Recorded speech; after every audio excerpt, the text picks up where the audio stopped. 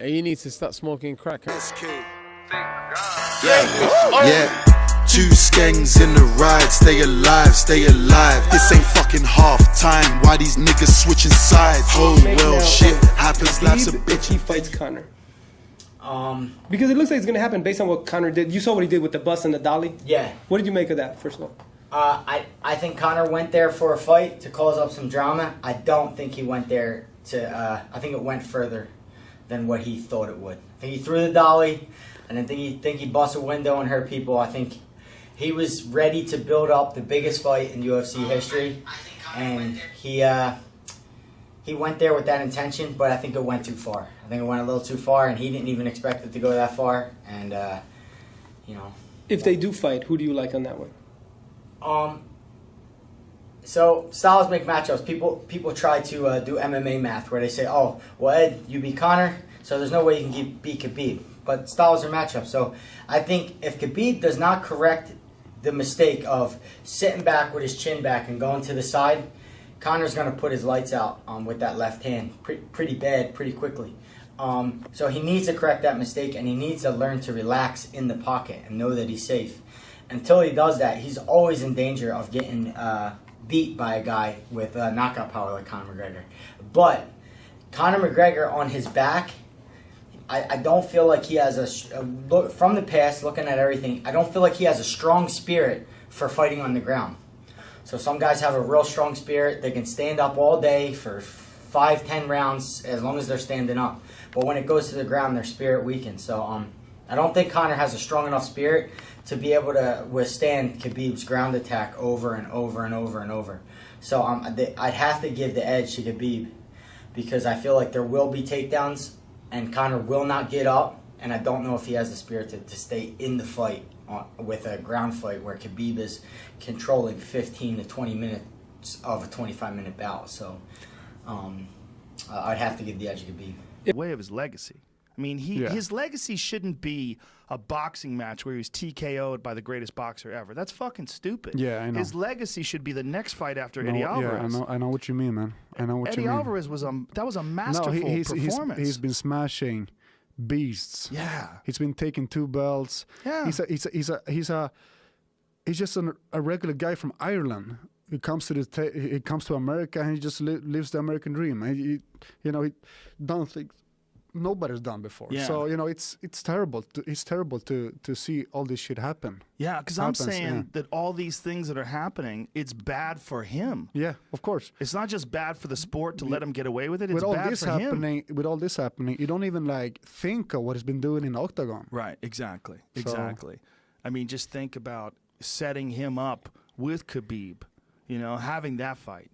Like, Jesus fucking Christ, that would be a giant fight. That might be one of the biggest MMA fights ever to make.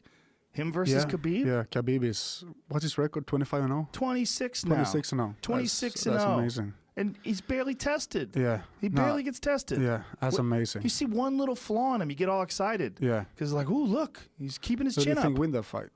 What's that? Who do you think win that fight? It's a good question. The question is, can Conor catch him? Can Conor catch him while he's coming in? Yeah. And if Conor can catch him, look, Conor can knock anybody out. Yeah.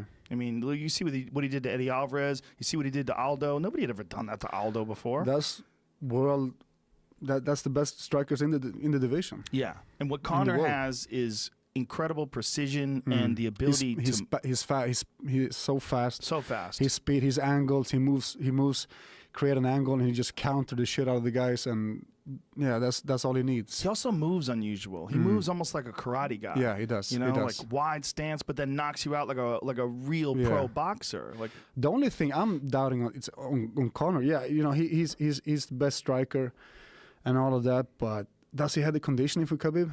That's a good question. Khabib, he just keeps going and different animal. Yeah, and it's also the wrestling. Yeah, like Khabib's wrestling is not just a level above everybody else, but multiple levels. Yeah, like he just. I heard like heavy guys. I'm talking about heavyweights talking about Khabib's pressure on the ground being on top. Yeah, yeah. Taking that side belt, that seat belt around, taking his hands, moving that leg up. Just neutrals the guy totally. So, Luke Rockhold said he never loses a round in training.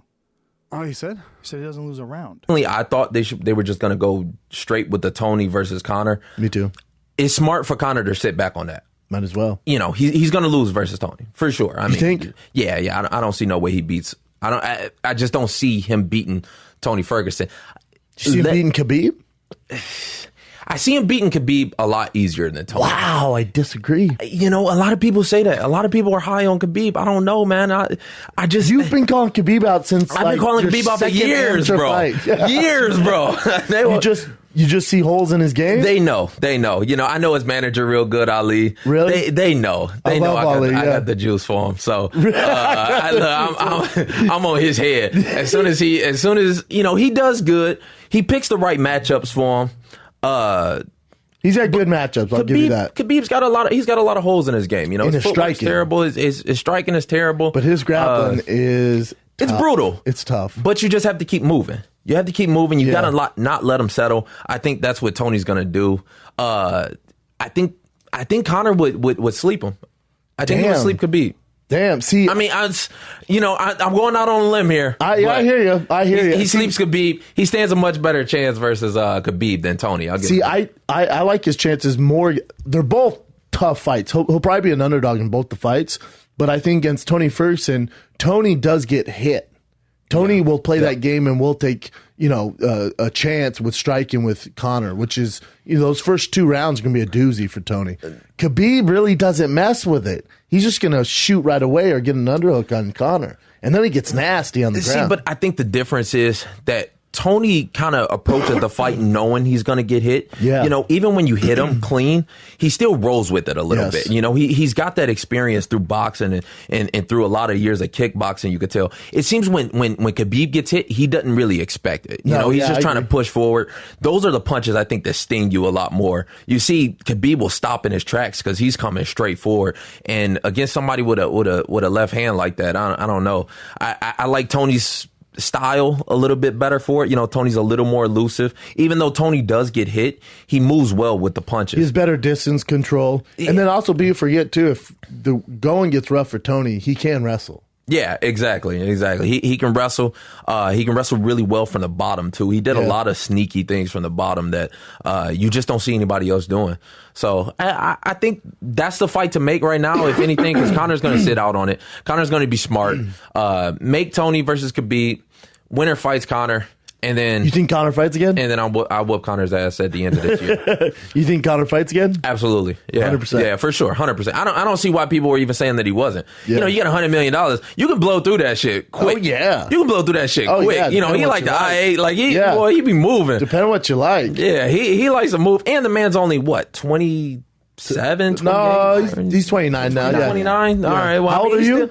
I'm 25. Yeah. Damn, so I'm, young. I'm about to catch up to his ass. Watch. He ain't got nothing but some years on me. Yeah, you're I'm young, telling man. you, boy. Watch. Your fighters in the lightweight division, do you feel like he is scared to take fights inside of this division? No. At the end of the day, that dude's doing whatever he wants to do. So,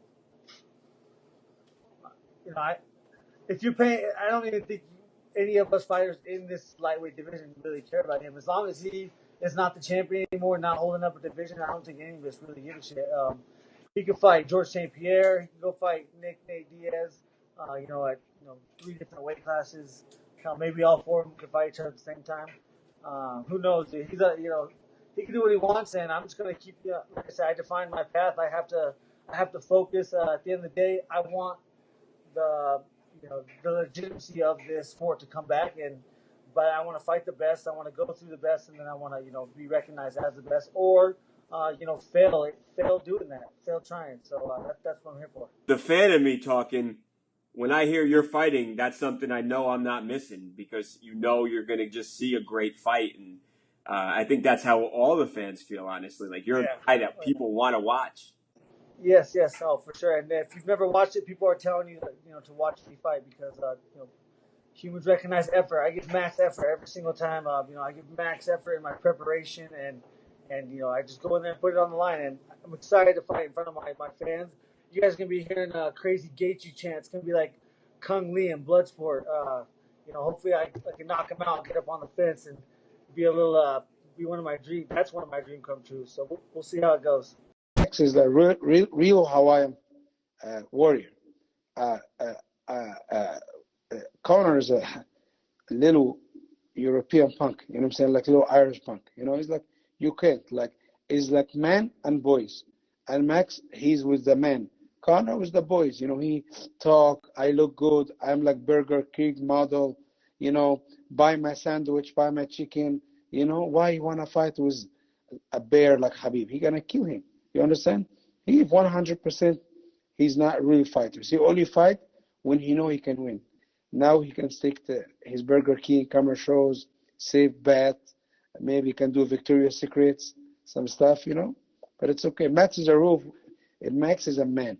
Connor's, it's a boy, you know. That's it.